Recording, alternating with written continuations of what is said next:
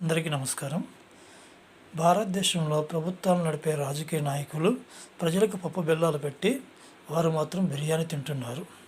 ప్రభుత్వం ఖర్చు పెట్టే ప్రతి 100 రూపాయలలో 10 రూపాయలు మాత్రమే పేద ప్రజలకు ఖర్చు పెట్టి మిగతా 90 రూపాయలు రాజకీయ నాయకులు పందికొక్కుల వలె దోచుకు తింటున్నారు. రాజకీయ నాయకులు 99% మంది బురదలో దొర్లాడే పందులు లాంటి వాళ్ళు.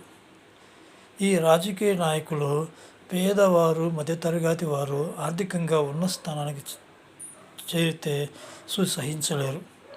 ఎందుకంటే వారు విద్యాపరంగా, ఆర్థిక పరంగా ఉన్న స్థాయికి చేరితే ఎక్కడ తమను ప్రశ్నిస్తారనో వారికి విపరీతమైన భయం ఉంటుంది.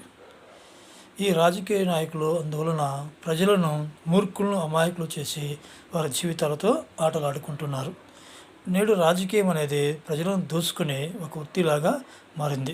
కాబట్టి ప్రజలందరూ మేల్కొని రాజకీయ నాయకులను ఎంతవరకు నమ్మాలో అంతవరకు నమ్మటం వల్ల వారి జీవితాలు, అదేవిధంగా దేశం భవిష్యత్తు కూడా ఉజ్వలంగా ఉండే అవకాశం ఉంటుంది. ధన్యవాదములు.